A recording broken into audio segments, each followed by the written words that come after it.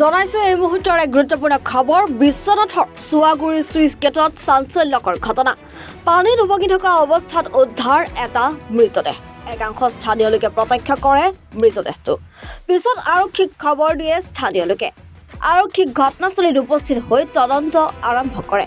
এতিয়ালৈকে চিনাক্ত হোৱা নাই মৃত লোকজনৰ পৰিচয়।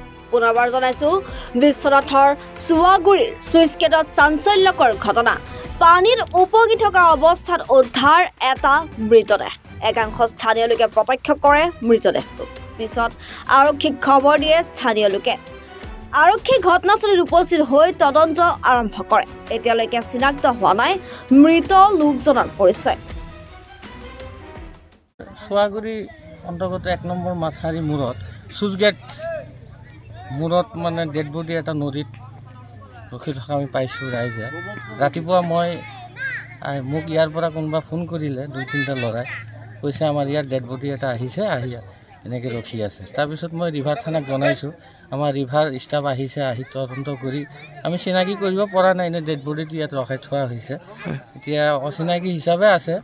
আমাৰ পুলিচ প্ৰশাসন আহি তদন্ত কৰি আছে। ৰিভাৰ থানাৰ অচি জাহিদুল ইছলাম আহিছে, আমাৰ ৰাইজো আছে, আমাৰ গামোৰা আছে, ভিডিপি ছেক্ৰেটাৰী আছে।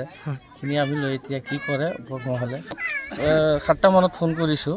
মই 6:30 আহি পাইছোঁ। মানে পুৱা ভাগত গম পাইছে আৰু পুৱা ভাগত গম পাইছোঁ। ৰাতিপুৱা ইয়াৰ পৰাই ফোন কৰিছে, আমাৰ ৰাইজে চাইছে, আমাক ফোন কৰিছে। আমি আহি চালোঁ। ডেড বডিটো অলপ গড়াৰ পৰা অলপ দূৰত আছিল, আমি ধৰিব পৰা নাই। এতিয়া গড়া চপাইছে, কিন্তু এতিয়ালৈকে কিন্তু কোন হয় চিনাক্ত কৰিব পৰা নাই। কিন্তু হেৰিটো ডেড বডিটো পুৰুষ হয় ন, মহিলা নহয়, পুৰুষ হয়।